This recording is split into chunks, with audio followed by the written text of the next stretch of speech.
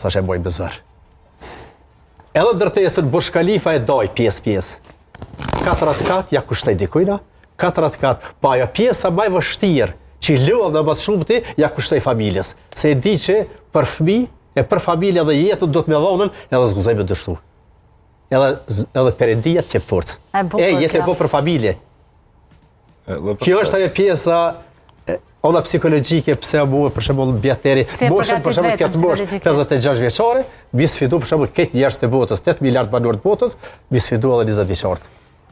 Edhe gjithmonë kum kërku, që është ndërtesa Burj Khalifa më e larta në botë, kush do në botë, le tornat në del. Nuk e ka problem. Pa dhe kemi besim që doja dalësh. Besoj se po. Besoj, për që ata edhe pa ushtrimi, për që ata edhe në orat natën se gjumi. Bravo.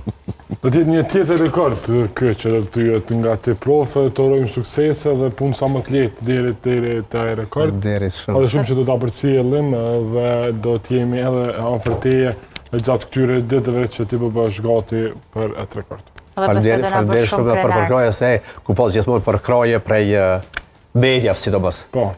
Më kanë përcjell në çdo rast, në çdo kohë, me ka dhënë atë publicitetin e duhur. Po. Mirë, po megjithatë unë e baj për shqiptarët, e baj që dikush se ka bë, po du me bë vetë, edhe me thonë që edhe mas 100 vjetë, 200 vjetë, 300 vjetë, në kohën kur ka ekzistuar një ndërtesë më e larta në botë, një shqiptar nga Kosova, i ka dalë në krye. Kjo është ajo që më ban mua. Që të bëmë shumë krenar. Që të bëmë shumë. Nuk e dua unë Profesor, institucionet atë kam përkrah? Krejt partit, se këta thash vetë vjen i noti, se mbështet këta, po merr normalizohen.